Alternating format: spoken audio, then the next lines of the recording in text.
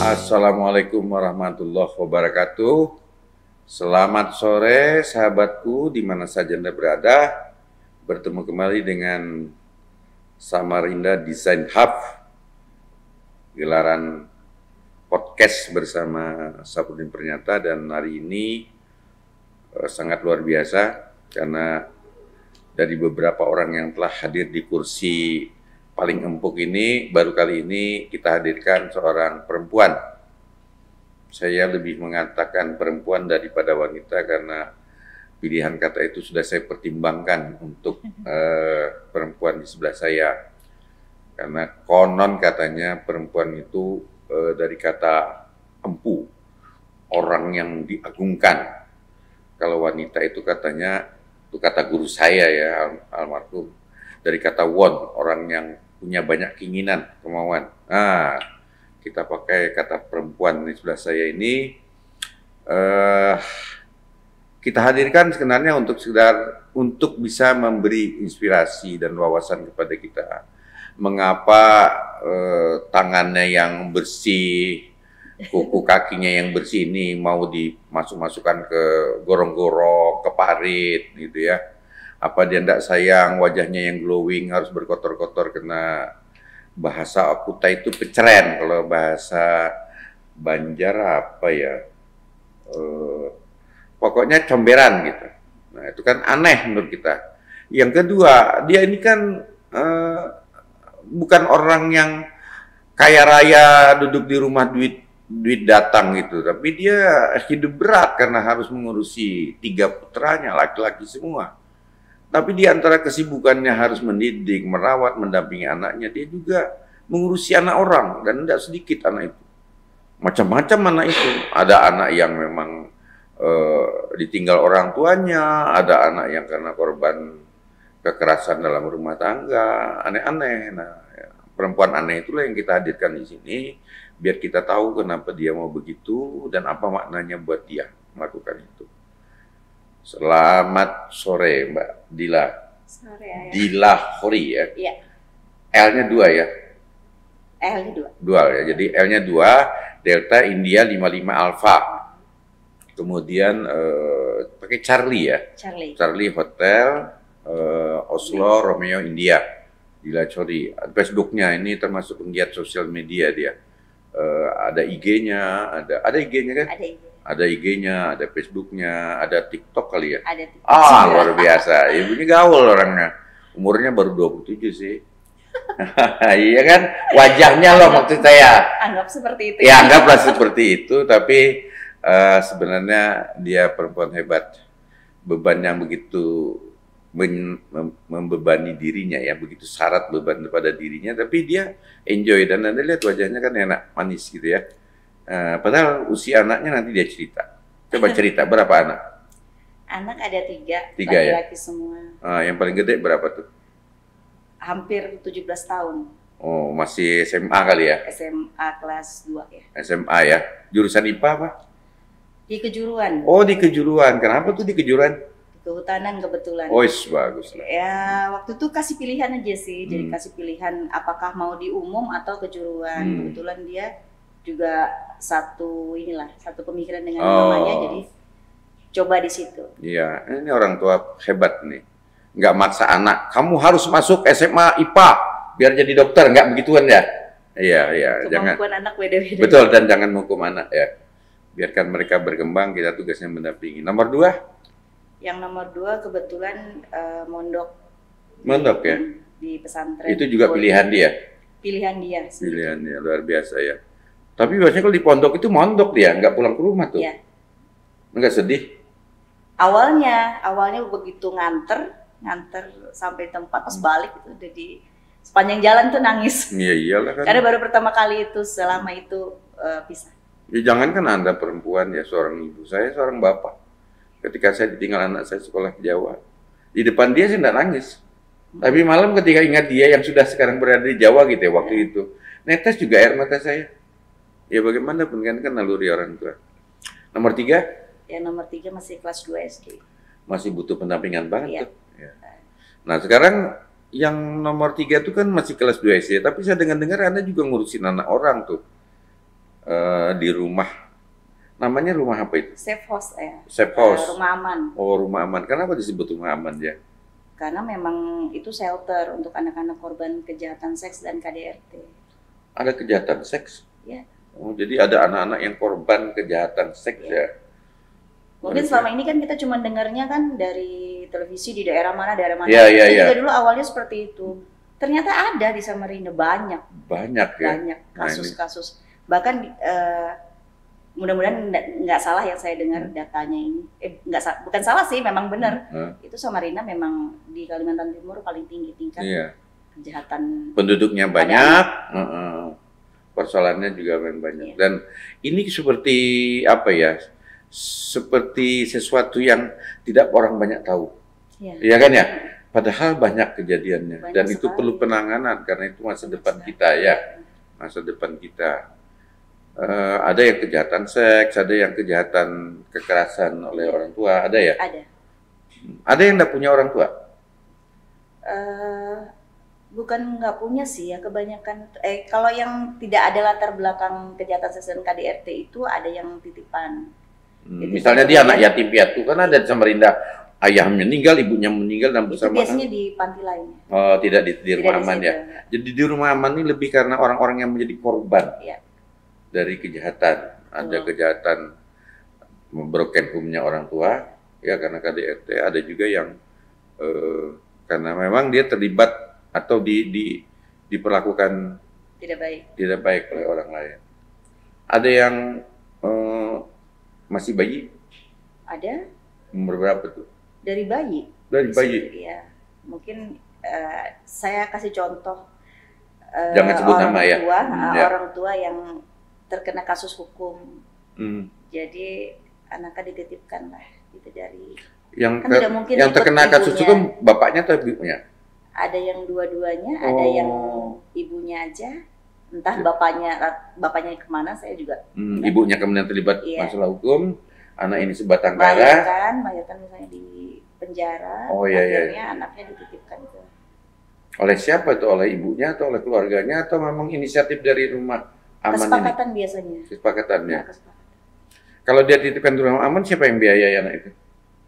Ya, yayasan, Bukan yang nitip. bukan. Misalnya saya nih ada orang datang minta saya mau titipkan anak saya di sana karena saya tidak mampu ini saya kan lagi bermasalah dan saya lagi di penjara misal nih ya. Saya titip, potong bantu titip sana nanti saya biayain. Nah, bukan begitu ya Bukan. biasanya. Memang Malah dibiayai yayasan. Yayasan dari mana dapat duitnya? Itu kami itu kadang-kadang juga bingung ya. Maksudnya itu dengan sekian banyak anak, Berapa jumlahnya anak itu? 89 Oh, banyak banget itu. dengan tingkat umur yang Berbeda-beda. variatif. Iya. SD ada umur Ada dari bayi masih ada balita, bayi, balita, SD, usia SMP, SMA. usia SMA ada ya. Wih, luar biasa. Kalau udah usia mahasiswa ya dah bisa mandiri lah, disuruh Ya. mandiri lah dia ya. Biasanya yang sudah lulus SMA silakan mau kembali ke orang tua atau mau mandiri. Seperti itu ya. Nah, terhadap mereka-mereka itu, ya, apa yang bisa diceritakan kepada kepada sahabat-sahabat saya yang nonton acara ini, supaya ini supaya keluarga kita tidak menjadi orang yang bernasib sama ya, yang kena kejahatan. Bagaimana menceritakan itu? Jadi kan kebanyakan anak-anak di rumah aman ini dari dua latar belakang, dari kejahatan seks atau KDRT. KDRT. Kalau saya mau bisa bilang dari kejahatan seks ini sebenarnya itu perlu sex education dari tingkat paling, misalnya TK nih, tingkat paling bawah, dengan macam-macam cara. Kalau kayak kebetulan saya juga tergabung di Forum Puspa ya. Apa itu? Forum Puspa itu forum partisipasi publik untuk kesejahteraan perempuan dan anak, itu di bawah Dinas Pemberdayaan Perempuan dan Perlindungan Anak. Yang Samarinda. Samarinda kota. Jadi di situ tuh kita kasih. Di provinsi ada forum anak rasanya. Nah kita nggak tahu. Ya, saya pernah dengar. Kita kasih sosialisasi juga ke ibu-ibu. Nah kalau untuk sex education sih belum, cuman ada wacana ke sana. Bagaimana anak-anak ini, kan kadang-kadang anak-anak usia dini juga kita nggak tahu nih lagi main di luar ya, kemudian ada orang dan ada orang yang ngajak gitu kan. Mereka namanya anak-anak kan diiming-iming. Jadi kalau bahasa bencana tuh ada mitigasi lah ya, ada edukasi untuk mitigasi. Bagaimana dia dari awal sudah mengerti untuk menghindar. Dan sekitar 80% pelaku kejahatan seks itu adalah kerabat terdekat, tetangga, apa pokoknya yang terdekat, lingkungan terdekat ya. Penting ini buat kita bersama. Jadi untuk orang tua, siapapun yang tolong dijaga anak-anak kita ini kan, jangan terlalu dekat misalnya dengan orang yang sewa di rumah kita mungkin, atau omnya atau siapa itu tuh punya kesempatan untuk menjadi pelaku. Tidak harus berprasangka buruk kepada setiap orang, tapi tetap waspada gitu ya, karena pengalaman membuktikan bahwa pelakunya tidak jauh-jauh. Betul. Yang kedua soal KDRT, kebanyakan korban adalah ibu-ibu nih, ibu-ibu yang pelakunya adalah suami. Sebagian besar mereka tuh tidak mau lapor ya. Malu atau apa? Dengan berbagai macam alasan, kasihan atau segala macam. Jadi berapa kali saya mendampingi untuk pelaporan, ini pertama nih kita tanya dulu kan. Karena itu pelanggaran undang-undang loh, KDRT itu ada undang-undangnya. Dan berat itu, kan kadang-kadang pertama kali pelaporan tuh kita tanya dulu, apakah pernikahan ini pernikahan siri atau resmi. Itu penting karena nanti undang-undangnya jadi berbeda kan. Kalau untuk sarannya sebaiknya kalau nikah ya pakai resmi ya kan ya. Dan gitu. itu hukum negara. Hukumannya lebih berat dibandingkan siri. Kalau ada yang melakukan kejahatan ya. Begitu. Jadi tolong dong yang kayak gini nih jangan dibiarkan. Kita kasih sosialisasi ya kemarin sempat ke kelurahan jadi Mulia. Nanti itu kita running juga sih. Ada beberapa tempat kita sosialisasi ke ibu-ibu. Begini loh caranya. Kalau misalnya nih kebanyakan mereka itu yang memang tingkat pendidikannya rendah. Yang mohon maaf nih, yang kadang-kadang mendapatkan perlakuan kekerasan itu rata-rata pendidikannya ini ya. Terus image-nya lapor polisi itu akan ribet dan mintai uang. Padahal tidak begitu. Tidak. Ya, image-nya mereka. Atau kalau takut ya datang ke rumah aman untuk dibantu. Ya. Kita kan menyediakan sebenarnya kalau saya sendiri kalau kayak di sosial media kebetulan teman-teman yang sering melihat keseharian saya di sosial media tahu lah. Ya. Siapa yang nggak tahu dilapori? Nggak, maksud saya tuh relawan segala macam urusan. Seandainya ada permasalahan seperti itu, mereka tuh mention nama saya di situ. Tolong dibantu Mbak, atau kalau misalnya malu di situ inbox. Beberapa kali begitu. Ya kan saya tahu, dan Anda saya undang di sini kan karena saya tahu apa yang Anda lakukan. Ya. Nah ini jadi catatan. Pertama, jangan mudah terlalu membebaskan anak. Ya. Jaga anak kita karena kekerasan ataupun kejahatan seks itu kadang-kadang tidak harus terjadi pada anak SMP, bisa saja masih SD. Betul, usia yang seperti itu ya. Apalagi zaman canggih ini gadget ya. Semua tuh kalau sekarang kebanyakan awalnya dari gadget. Jadi anak-anak ini entah ya. Ini yang korban ini kalau yang gadget ini mungkin SMP-an nih usianya ya. Biasanya apa itu dia? Kenalan dengan orang yang tidak. Ya, dengan dirayu-rayu awalnya, akhirnya diajak jalan, segala macam, itu akhirnya terjadi.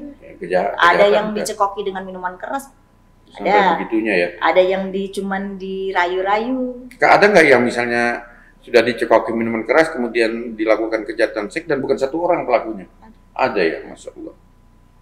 Jaga anak kita, mudah-mudahan terhindar dari hal-hal seperti itu ya. Amin. Karena Ibu Dila ini atau Mbak Dila ini relawan di lapangan dan dia melihat, tahu persoalan terhadap hal-hal yang mungkin terjadi. Salah satunya tadi, hati-hati dengan menggunakan sosial media. Anak-anak tidak harus dilarang menggunakan gadget, tapi Anda harus mendampingi untuk kepentingan Mengawasi apa? itu Ya, mengawasi. jangan dibiarkan ya. Ya, kalau bisa untuk yang bermanfaat misalnya. Dia ngulik-ngulik ilmu, pelajaran, Kita kan tutorial nggak bisa ya. juga melarang karena sekarang kebanyakan apalagi semenjak COVID kan Betul. semua pembelajaran online.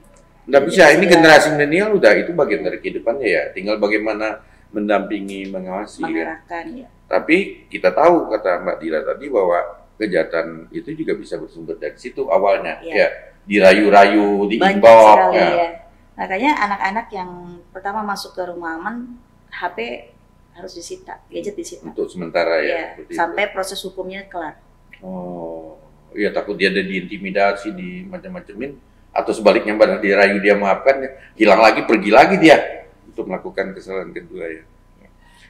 Jadi kalau biaya itu ada donasi ya, ada orang-orang yang peduli gitu ya, Ya, luar biasa ya. ada donatur-donaturnya. Ada donatur-donatur yang Tapi ya kalau donatur tetap enggak. nggak ada ya. Enggak ada.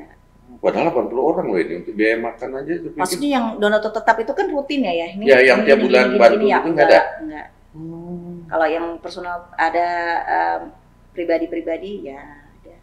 Tapi Ya, ya, maksud saya ada orang yang secara pribadi bisa saya bilang dia nitip duit. ada ke saya, cuman kan maksudnya itu nominalnya tidak dengan pasti. tidak mengecilkan, Oh, ya. dengan tidak mengecilkan bantuan nih ya. Ya. Saya takutnya nanti dipikir saya Ya. cuma ngasih segini nggak dianggap gitu, enggak. Maksudnya itu dengan jumlah anak yang sekian sebenarnya itu perlu banyak sekali. Betul, karena Kita saya kan- hitung 80. Iya, kita kan hitung aja ya uang, misalnya nih estimasi uang makan satu anak sekian, anggaplah 15.000 atau 10.000 sekali makan. Taruhlah paling murah 10.000. Iya, sehari. 80 udah 800. Sehari Kali 3. 2.400.000 kan sebulan hampir 100 juta tuh. Jadi pernah sempat hitung-hitungan tuh waktu bikin anggaran itu sekitar dia MM-an jadinya Betul. per tahun. Betul, karena membantu dia sekolah, kadang Iya. harus menguruskan seragamnya ya. Ya, seragam. Ya, makanya kadang kalau untuk ajaran baru itu agak pusing juga itu untuk seragam, buku. Maksud saya sekarang saya tanyakan, ini kan besar keperluannya ya. Iya. Tapi rumah aman ini kan tidak juga menggunakan sosial media atau apa agar orang berdonasi, tapi bisa dibantu orang tuh gimana ceritanya ya? Dari mulut ke mulut sih Dari mulut kebanyakan ke mulut, juga. ya. Ada beberapa juga kebetulan sekarang nggak terlalu tertutup seperti dulu lagi ya. Oh. Kemudian kalau ada orang donasi ya dipersilakan. Saya kan lihat juga sama Mbak Dila tuh kadang-kadang kalau ada orang yang berdonasi, ya udah dijelaskan juga, tadi diberikan ini jumlahnya sekian gitu ya. Itu kan untuk menanamkan kepercayaan kepada donatur Iya, bahwa benar. uang sampai. Kalau untuk rumah aman sih sebenarnya nggak saya rinci ya, saya serahkan ke. Itu yang biasa yang saya lihat ada Kalau yang rincian itu. rincian itu biasanya tuh kayak open donasi. Misalnya ada bencana di mana gitu. Oh. Kebetulan ada beberapa teman-teman di sosial media itu yang Mbak nggak open donasi kan Mas. Sebenarnya saya sih males gitu ya Ya, untuk pegang uang itu sebenarnya gimana ya, sensitif kan masalah ya, uang. betul. Tapi karena desakan begini ya udah akhirnya saya open. Di situ akhirnya ya dirincikan ini totalan sekian Betul. diberikan apa. Ini kalau Harus gitu ditotal. tadi urusannya urusan anak karena kejahatan seks atau KDRT, ada juga urusan bencana rupanya ya. Iya. Jadi kalau ada bencana kadang-kadang teman-teman yang Ya nggak peduli selalu, ini, nggak iya, selalu tapi sih. maksudnya Tapi ya. kadang-kadang ngurusin itu Iya. juga. Lalu mereka selalu minta karena yang dipercaya Mbak Dila lah yang membuka open. Nggak saya aja sih, biasanya saya sama teman-teman juga. Oh gitu. Bareng, Baru digabungin ya. kebetulan saya sih nggak di komunitas sosial yang mana-mana, paling untuk lingkungan aja ya saya. Tapi kalau yang lain itu teman-teman di komunitas itu teman-teman saya juga kebetulan ya. Jadi Ya, link lah saya tahu. circle-nya ya di situ-situ Ya. aja. Tapi saya dengar ngurusin juga masuk-masuk gorong-gorong itu karena mau jadi presiden, mau jadi pejabat Amin. atau apa sih? Yaminkan aja kalau gitu. Nggak ada sih niat ke situ ya. Iya, kenapa? Ngapain itu kok jadi masuk-masuk gorong-gorong? Kenapa? Suka apa main kotor-kotor? Iya, mungkin dulu karena kecil nggak dibolehin main kotor gitu. Oh. Jadi begitu di sini ngelihat ada sungai, ada parit yang perlu mungkin dibenahi. Itu mulai kapan suka itu? Sekitar 6 tahunan, Iya, 5-6 tahunan. 2015 Saya itu. kurang ingat juga waktu Di GMS SKN awalnya kan di itu sama GMS Bang Misman itu ya. ya. Bang Misman kemarin juga ada Dengan di situ. pegiat lingkungan semuanya, Pak Iyal, dengan teman-teman semua, Hairil, Krisdianto. Terus senang dengan bau comberan gitu ya. Nggak tahu kenapa saya ini bukan orang yang jijian ya. Ya itu, jadi senang kan itu. Jadi ya Jadi kalau habis gitu enjoy seminggu aja. udah akan mandi gitu ya kan, senang kan? Ya kayak gitu kayak gatelan. Tapi udah tahu resepnya bagaimana menghilangkan supaya enggak gatal gitu ya. Alhamdulillah nggak pernah gatelan. Udah pernah ya? Nggak pernah. Bagus. Jadi kalau misalnya ada banjir nih, kebetulan beberapa kali kita ada banjir besar nih. Dan pernah juga dirikan posko dengan teman-teman di organisasi. Jadi yang lain itu gatal-gatal tuh saya enggak. Alhamdulillahnya begitu sih. Ini orang udah 3 hal dia urusi. Orang karena kejahatan seksual, kekerasan rumah tangga, bencana alam, urusan parit memarit, comberan, sampah. Ada lagi satu yang saya lihat dia nih. Itu kapan-kapan saya lihat kok pernah naik ke Kubah Islamic Center tuh ngapain tuh? Jadi sebenarnya waktu itu saya sakit, ini nggak dari hari pertama ya. Sebenarnya pengennya dari hari pertama, akhirnya saya apa itu ngapain dulu. Itu di Jadi itu berawal dari postingan member di satu forum di sosial media. Dia posting lah tentang ini icon loh, Islamic Center ini adalah icon Samarinda. Betul. Masjid terbesar kedua ya. Cantik, strategis tempatnya gitu. Kenapa? Ketika kita lihat dari jauh aja nih, kenapa kotor sekali? Betul, kubahnya hitam gitu. Jadi dari situlah dia posting itu, kemudian ada respon dari kawan-kawan. Kebetulan saya berteman juga dengan teman-teman di komunitas peduli masjid, itu teman-teman saya juga. Inisiatif lah mereka untuk membersihkan. Awalnya itu diresponnya dari teman-teman. Mereka memang bukan kerjanya siapa ya? Mereka memang relawan untuk pembersihan kubah dari Banjar. Ada relawan pembersih kubah dari Banjar ya? Dari Banjar. Dari Banjar kan dari mana gitu. Pokoknya daerah sana. Kemudian tuh mereka aja ngerespon ya. Masa kita yang orang Samarinda sendiri nggak ada inisiatif apa-apa. Kemudian ya dengan teman-teman itu. Saya sebenarnya bukan orang komunitas kan, tapi ya saya ikut partisipasi aja lah waktu itu. Jadi saya Anda kan menyemangati banyak orang. TKP aja berani naik. TKP begitu awalnya kan teman-teman banyak kan di bawah di deck waktu itu kan di deck. Abis itu ada 2 tangga yang lumayan begini curam kan. Awalnya sih memang nggak mau naik ya, tapi kok kenapa pas di TKP, udah tanggung di sini nih, naik aja. Kapan lagi akhirnya. Tapi ada alat bantu ya? Kalau saya bukan di kubahnya ya, bukan yang merayap di kubah. Ya, saya tapi naik itu kan apa gemeteran itu kan tinggi tuh. Iya sih. Ini kan ada kubahnya, ini kan ada lantainya kan. Iya. Saya lihat posisi. Saya pakai andang yang berapa meter itu. Naik dia lewat andang itu ya. Itu karena takut karena sudah tidak suka hidup gitu ya. Percobaan bunuh diri. Mana tahu kita kan motivasinya. Saya nggak tahu ya motivasinya apa ya waktu itu, pengen berbuat aja. Bergabung aja di situ. Jadi, tapi saya lihat nyemprot juga itu. Iya, kesikat nyemprot. Itu ada pengaman nggak? Kalau kena angin diterpa angin selesai itu. Bismillah aja. Kalau ada lagi mau? Kenapa enggak? Selama masih sehat. 4 hal, ngurusi masjid, ngurusi musola. Ada satu lagi dalam catatan saya, perempuan di samping saya ini yang dia lakukan. Ini rada-rada aneh karena saya pernah baca, saya berteman di Facebook sama dia. Pernah suatu kali dia ribut dengan orang karena mungkin tidak ingat ya, itu mungkin sudah 3 tahun ribut karena ada orang yang dibantu, kebetulan donasinya itu orang banyak menyumbang karena peduli, uangnya lebih, lalu ribut karena yang disumbang ini kayaknya apa begitu ya pikiran saya, minta semua uang itu diberikan ke dia. Pernah nggak itu? Bukan begitu Nah, ceritanya. gimana itu? Jadi waktu itu ada salah satu orang itu anaknya sakit. Itu Ya. rasanya yang itu ya, yang kalau yang ayah Iya, saya iya, tangkap iya, ini iya. di rumah sakit. Nah kebetulan waktu itu dengan teman saya Ogi, Ya, dengan Noviano, Ogi Eman, dengan ya. Setiawan, itu kan kami memang keakrab gitu waktu itu ya. Jadi sering kali open donasi untuk membantu yang seperti itu. Iya, ya, Mereka yang kasus tidak punya begitu kan. BPJS, Ya, nggak punya BPJS, butuh pertolongan. Ya, akhirnya waktu itu terkumpul sekian rupiah. Nah, gimana ya, sekian rupiah itu, kalau kami ini maunya tidak dikasihkan ke keluarga pasiennya. Saya maunya karena mereka kan butuh bantuan untuk membayar biaya rumah sakit. Jadi kami ya bayar ke rumah sakit, bayarkan ke kasir rumah sakit langsung. Ya. Nah, logis juga itu. Waktu itu dia minta sebagian uang itu, kami nggak mau kasih. Nah akhirnya dia protes lah, ini kan uang dari donatur-donatur, bukan uang kalian, begini. Itu akhirnya yang saya sempat datangi di rumah sakit itu untuk ya manusiawi lah, kita emosi juga lah, ini sudah dibantu loh kamu begini. Cuman kalau untuk sekarang saya jarang sih gitu. Karena saya pikir, bukan nggak mengurus ya, saya pikir gini, butuh regenerasi ya. Wah. Udah dilakukan nggak? Udah dilakukan nggak regenerasinya itu kan? Secara nggak langsung. Sekarang banyak relawan yang nggak seperti begitu ya? 5-6 tahun lalu itu sedikit orang-orang yang mau peduli, tapi alhamdulillah sekarang banyak. Jadi saya pikir ada kok teman-teman yang bisa ngurusi. Saya juga nggak bisa kayak gimana ya, nggak bisa banyak waktu untuk fokus di luar, saya juga fokus sama keluarga.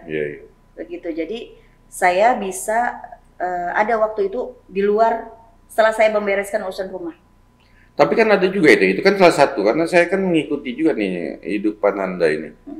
Misalnya pernah ngurusi orang yang nggak punya rumah, terlunta-lunta di Samarinda, mau pulang kemana, belum ada duit, lalu ditampung entah di rumah siapa. Ada kan itu ya? Ada. Itu apa itu? Jadi dulu itu sudah lama sekali. Berapa kali kami itu menemukan duafa yang terlantar di jalan, yang tidak punya identitas nih ya. Susah ya kalau sudah nggak punya identitas terus sakit. Kita mau bawa kemana itu susah. Itu katanya tidur di kardus, apa aku lihat itu fotonya. Yang tidur di kardus mana banyak sih ya. Banyak ya. Banyak kali. Jadi yang saya ingat beberapa yang punya kesan ya di saya ya. Ada pernah 6-7 tahunan yang lalu mungkin. Itu saya lupa namanya, Kai itu memang sih yang usah disebut lah orang ya. Sering beredar, sekarang sudah almarhum sih. Jadi beliau itu memang sering ke kayak rumah makan apa minta makan tuh. Akhirnya satu waktu ada yang posting beliau itu ada di jalan Ring Road. Waktu di Ring Road sendirian di situ dengan kondisi yang lumayan mengenaskan, sakit. Saya dan teman-teman ke situ. Waktu itu dengan Ogi juga. Kami mau bawa ke rumah sakit tapi tidak mungkin kondisinya begini. Dengan mohon maaf, ini kan agak kurang-kurang kayaknya. Ya. Jadi beliau tuh buang air besar itu nempel di celana. Jadi saya dan ada penduduk sekitar itu kan Ring Road ini sepi ya, jadi ada beberapa gitu. Gimana caranya mandikan dulu sebelum bawa ke rumah sakit? Akhirnya saya mandikan dengan Bismillahnya itu sudah itu dengan teman-teman juga. Akhirnya dibawa nih ke rumah. Apa yang mendorong Dila sampai mau memandikan orang yang dalam tanda petik tidak terlalu normal cara berpikirnya dan dalam kondisi dia kotor itu? Apa itu yang mendorong? Apa karena pernah punya pengalaman? Nggak ada sih, nggak ada. Maksudnya nggak ada mikir apa-apa, cuman waktu itu ini harus secepatnya dibawa ke rumah sakit. Itu aja yang saya apa mungkin karena pernah ingat orang tua, kangen orang tua gitu? Enggak.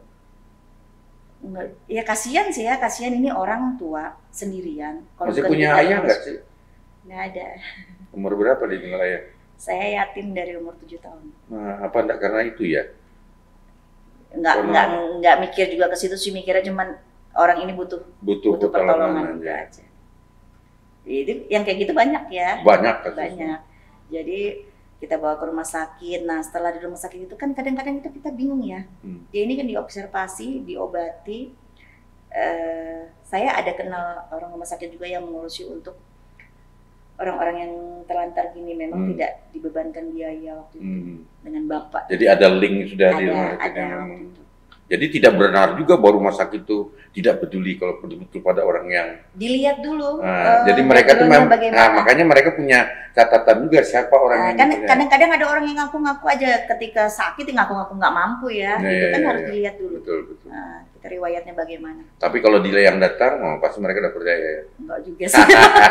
Jadi setelah pengobatan tuh kadang-kadang kita bingung ya, ini dibawa kemana. Ya. Sementara ke dinas sosial kita terbentur dengan prosedur. Ya kita maklumi aja kan di dinas memang ada prosedurnya. Ada SOP-nya ya. Ya, ini identitasnya mana apa bla bla bla gitu. Padahal orang begini memang orang yang terlunta-lunta yang dapat identitas ya. Jadi waktu itu berawal dari situ tuh pengen banget impiannya itu ketika berapa kali ditanya orang tuh apa sih yang dipengenin? Pengen punya shelter sendiri untuk orang-orang yang seperti ini. Untuk orang-orang telantar. Sebutannya shelter gitu. Shelter. Ya. Ya, sekarang akhirnya ya sudah setahun lebih berjalan itu ada namanya rumah singgah sementara. Alamatnya di Sutomo. Tapi ya itu dengan teman-teman awalnya tuh ada yang nawarin rumahnya untuk dipakai, silakan dipakai untuk yang bermanfaat. Masya Allah, ada orang yang begitu ya? Ada yang begitu. Jadi bukan diserahkan ke kita rumahnya ya untuk dipakai aja, jadi dia pinjamkan aja. Nah, ada perjanjiannya waktu itu.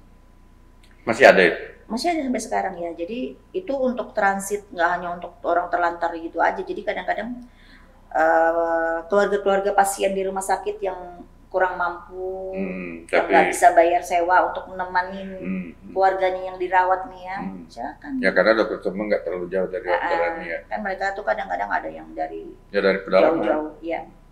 Itu. Jadi tapi ya karena saya juga sibuk di luar ada berbagai macam yang saya lakukan, saya kurang fokus sih di situ. Maksudnya tuh tetap memantau, tetap saya ada di situ. Ya kan banyak banget yang Anda urusin ini kan orang manusia dengan segala urusan, padahal nggak ada gajinya di situ ya. Nggak ada ya. Terus gimana sendiri dapat duit untuk ngurusin biaya sekolah anak, makan anak? Ada aja rezeki dari di atas insya Allah. Karena berbuat kebaikan itu tidak akan pernah sia-sia. Karena akan juga tetap melahirkan kebaikan itu hanya soal waktu dan cara Allah kali ya. Pemahaman saya begitu. Ya, betul. Apa sih hidup di dunia ini sementara aja ya. Kalau saya sih pengennya bisa jadi manfaat untuk orang banyak. Betul. Karena orang yang paling baik itu adalah orang yang banyak manfaatnya buat orang lain. Dan kita harusnya, ya saya lah misalnya, merasa malu juga ketemu Mbak Dila ini. Saya laki-laki mungkin lebih leluasa waktu, tapi tidak bisa berbuat seperti dia, ngurusin anak terlantar, korban kekerasan, kejahatan, seks, orang terlunta-lunta, ngurusin musola masjid, kadang-kadang jadilah begitu, urusan bencana, urusan comberan, parit buntu, biasa masuk parit buntu ya. Itu sudah banyak yang, maksudnya teman-teman baik saya tuh marah, nanti ada. Ya takut ada apa-apa ya. Tapi ya. Pernah nggak kena beling gitu? Kalau luka-luka sering. Dulu ya? Awalnya yang di sungai itu kan ya, waktu kita di bendungan itu kan kaki luka semua itu. Banyak beling kawat atau segala macam. Iya, itu memang terus terang kita safety kurang. Iya. Nekat banyak. Iya. Safety kurang, nekatnya banyak. Sebenarnya apa sih yang dicari melalui kegiatan-kegiatan itu? Ya, seperti saya bilang tadi ya, saya tuh pengen jadi manfaat untuk orang banyak. Saya tidak punya materi banyak untuk diberikan ke orang, jadi saya punya tenaga aja, itu yang saya berikan. Pernah nggak mengalami masalah ketika membantu justru dinyinyirin, diprasangka buruk? Pernah nggak? Banyak kali. Sering ya? Iya. Misalnya seperti apa? Tapi tergantung niat kita, ya dibilang pencitraan. Terus terang saya dulu pernah jadi caleg. Iya. Walaupun nggak niat-niat banget. Iya, itu kan lebih banyak karena dorongan orang. Dibilang pencitraan, padahal kan sebenarnya kegiatan saya sebelum itu jauh sebelum. Iya, dan setelah itu juga sampai sekarang juga nggak caleg tetap aja kan dia. Itu ada lagi yang lain misalnya tanggapannya ini apa sih ini? Saya kurang terlalu mempedulikan apa yang orang bilang. Tapi pernah kan menghadapi yang begitu-begitu ya? Pernah, pasti pernah. Ya biasa-biasa aja. Iya. Nggak pernah mikir nggak peduli saya. Saya tahu niat saya apa. Iya, kalau orang terlalu peduli pada nyinyiran orang atau prasangka-prasangka orang, malah kita jadi tidak berbuat nanti. Ya. Lebih banyak saya di belakang layar sebenarnya daripada yang ditunjukkan. Gitu. Yang ditunjukkan tuh seru-serunya aja. Ya, tapi ditunjukkan tuh penting untuk menjadi itibar, untuk menjadi contoh. Ya, tapi itu kan manusia banyak yang Ya. berprasangka buruk. Ya, gitu biasa kan. itu. Berbuat baik kadang-kadang dianggap berbuat jahat kadang-kadang dianggap baik. Betul. Ya kan, banyak itu. Ya. Orang yang sebenarnya perbuatannya itu tidak baik, tapi orang menganggap itu baik kan, biasa-biasa saja. Ini anak kan masih ada yang kelas 2 ya, SD ya? SD. Kelas 2 ya. Gimana mengurusi anak yang masih kelas 2 di antara kegiatan lainnya? Sekarang kebetulan kakaknya masih ada di rumah. Mau karena belajar karena online, masih pembelajarannya online. Jadi kalau saya sibuk di luar ya anak dengan kakaknya. Tapi ketika misalnya kakaknya ini lagi ada keperluan sekolah, saya bawa ya. Anak-anak itu nggak komplain melihat ibunya. Mereka tahu. Jadi setiap saya kegiatan, saya kasih tahu saya di sini. Ketika saya sibuk di panti, mereka tahu. Dan nggak marah. Enggak, ya kadang kalau protes-protes sedikit yang kecil sih, kalau yang kecil tidak ada. Ya biasa anak kecil kan. Tapi ketika saya kasih pemahaman dia ngerti. Akhirnya paham. Kalau keluarga, ibu masih ada? Masih di Balikpapan. Tahu nggak dia? Tahu. Ya, anaknya udah sendiri hidup malah. Tahu ya? Tahu, dengan kegiatan saya mama tahu. Jadi kan mama itu di sana ya namanya orang tua banyak nonton TV atau melihat YouTube atau lihat ini kan berita-berita. Iya, banyak nenek-nenek. Kayak saya kakek-kakek masih.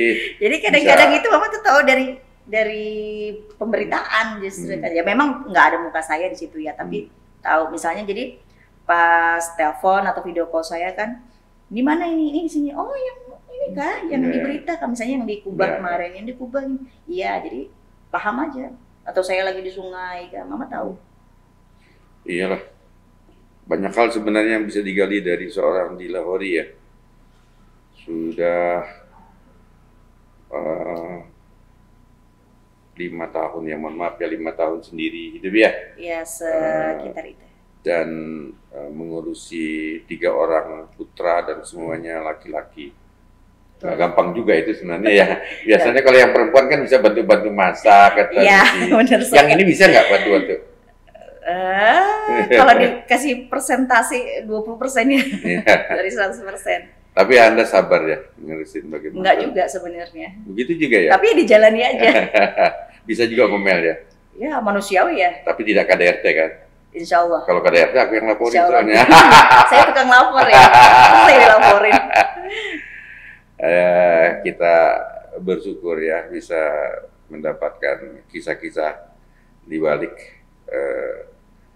kecantikan wajah seorang Dila Hori ini. Ternyata dia adalah wanita atau perempuan yang begitu peduli pada sesama, membantu orang yang korban kejahatan seks, kejahatan atau kekerasan di dalam rumah tangga, peduli terhadap korban bencana alam, bahkan suka dengan tantangan. Jadi kalau ada urusan panjat-panjat buah durian, kayaknya mau ya. Jualan ya benar, ini juga dia jualan durian dan saya salut dia orang yang tidak pernah menempatkan gengsi ya dalam berusaha ya. Jual durian oke, jualan kue warungan oke ya. Yang penting halal ya. Yang penting halalan thayyiban, itu hebat. Dia juga peduli pada orang-orang yang terlunta-lunta, nggak punya rumah, sementara keluarganya ada yang dirawat rumah sakit, yang menunggui nggak tahu harus tidur di mana ya, bisa dicarikan tempat oleh Dila dan kawan-kawan. Tapi tidak jadi pendonor darah. Donor juga ya, luar biasa dia.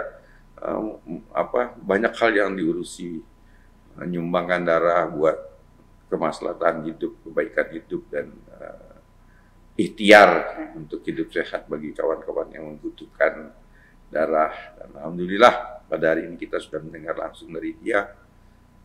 Kita patut berbangga dan patut mengambil pelajaran bahwa dalam hidup ini tidak semua orang enak. Betul. Ya, Dila ya.